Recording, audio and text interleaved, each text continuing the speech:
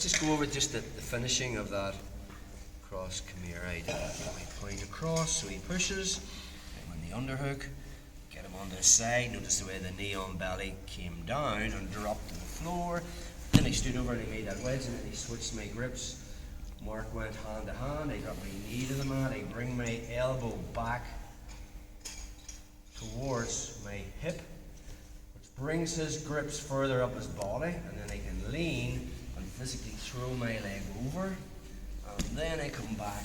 Mark comes to his knees, and we end up in with the Kimura position, and we're here. So, if he's hand to hand, I'm going to finish it with ankles crossed, but I want to make an adjustment. Sometimes it just depends on people's flexibility. You know, the minute somebody would put me in this position, I'd be tapping already. My shoulder flexibility is terrible. So just that's probably going to get it. Tap. But if you're up against people that are a little bit more flexible, you will open. And now from here, I'm going to shrimp onto my right side. And then I recross. So I'm actually on my right hip. So now when I leg press, it's pretty much there. You have the angle, you see, you're actually pressing at that position there.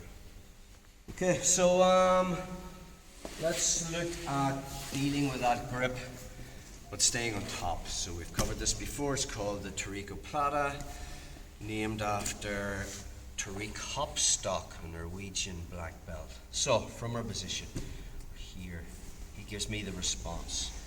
I open the underhook. As I bring his shoulder towards his chest, I drop my knee to the mat, step over, and we're in. Okay. Make the wedge, switch grips, and we're here. Let's just turn this way, buddy. Okay. So, basic Kimura trap again. Marks hand to hand. I do prefer this rather than the cross Kimura because I'm not going to bottom. And I'm staying on top. So first thing is, I need to keep Mark's arms in this position. Okay. To do that, I have to open the Kimura trap, and sometimes when you do that, you can lose control of the arms. So first thing we're thinking about is, as I let go, I'm going to grab my collar with my left hand, and I glue his elbow to my body. So at any stage, you know, I haven't lost control of the bite that I need, the elbow line. From here, I'm going to open up Mark's lapel. I'm going to pass it over his wrist line, and then I let go of my collar and I make the grip on the lapel, and that's a palm down grip. Very similar to what we did with the cross Kimura. I want the back of my knee going over his wrist. So I'm going to create a profile by bringing my left elbow to my body. Again, sometimes when you do this, people will raise their knees up, and that can become difficulty in swinging your leg over. So now, because I've used the lapel, and in the last variation I had the Kimura trap, so I couldn't do this, but now I've got this, I have a free right hand. I can grab the pants and push his knees down. So now it's a lean, and I just throw my right leg over his body. Okay. The second I throw it over, I let go of the lapel, and my hand finds my own thigh. I'm going to put my hand on the mat, and I'm going to walk my right foot up towards his head. Once I'm there, I curl my left foot back at the back of his neck, hands on the mat, and now there's three pressures.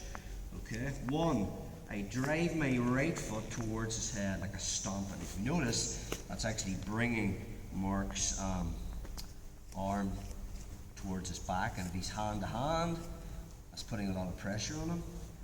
Two, I raise my left elbow. And three, notice the way I'm sitting on Mark, I'm going to wipe my butt on him as I bring it towards my hand. So it's this movement here. Just like that again. So, let's turn this way. From our knee on belly position, Mark's pushing. I win the underhook. Knee comes off. We move here. Let's just stay there. So, I have the Kimura trap. he's hand to hand. Okay. So first thing I'm thinking about is I need to free my hand. A lot of people, what happens is they don't grab their own collar, and as they try to do this, Mark's probably putting your back on the mat. Trying to get your elbow to the mat, yeah, and they lose that. It's all about, notice the way I have that profile. He'll most likely want to turn this way and try to get his elbow inside mine. Once you have the elbow line, we want to keep it. So I just reach up and find my collar, and I pinch his elbow into my body. Try to pull your elbow out. And notice the way I have a free hand, I can base. Alright. So from there, posture. Open out his lapel, pass it over the wrist line, let go of the collar and find the lapel as a palm down grip. And then I bring my left elbow to my left hip, which in turn brings his hands into that profile. I want the back of my knee going over the junction. Again, now that I have, using the lapel, I have a free right hand, which we didn't have in the cross Kimura position, which is why I think I like it better. And also I'm staying on top. I'm not giving up bailing the bottom position. I can grab the pants, especially if those knees are high and I'm pushing down, and then I'll lean, and then I'll swing my leg over. The minute I swing my leg over, I let go of the lapel and I find my own thigh.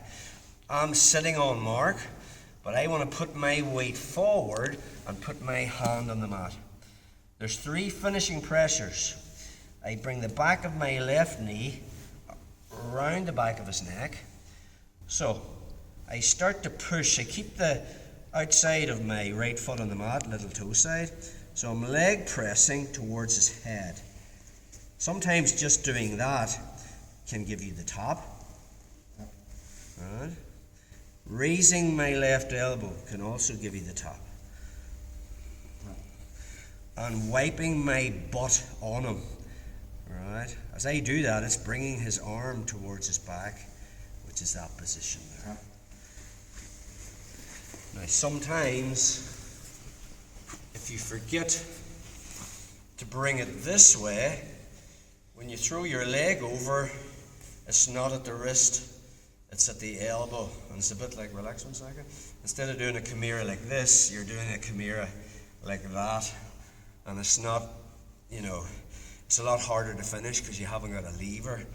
So if you do make that mistake, and we're here, and I make that grip, and I forget to pull the elbow back, and I'm too late, and I've went into it, and I've chopped it down, and now I'm more towards the elbow than the wrist. Instead of trying to finish from that position, I'm putting my hand here, I'll put my hand back in this side, and I'll start to turn towards him. And now I can capture his wrist with the back of my knee. So it's there, and I'll walk back, and now I've pretty much got it. His wrist is at the back of my knee.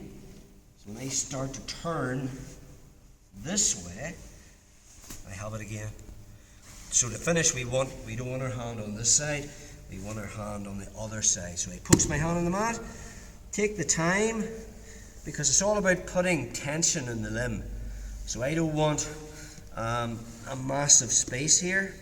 I put my hand on the mat and I'll take my time. I'll walk my foot up towards his head. I curl this behind the back of his head. Posted hand, raise your elbow. Bring your foot towards his head and wipe your butt on his body.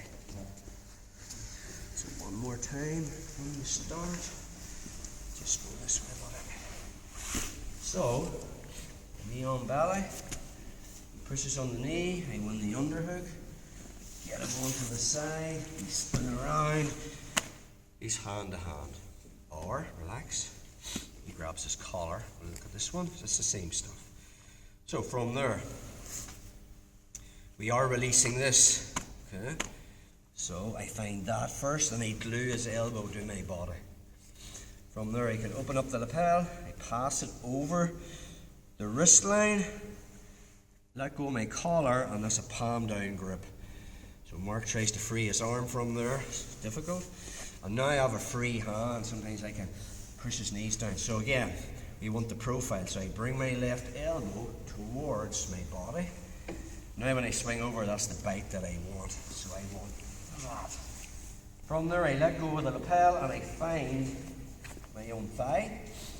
Put your hand on the mat, walk your foot up, leg goes behind the back of the head, and then raising of the elbow, walking your foot towards his head and wiping your butt on him. That's your Tarikoplata. Let's play with that, guys.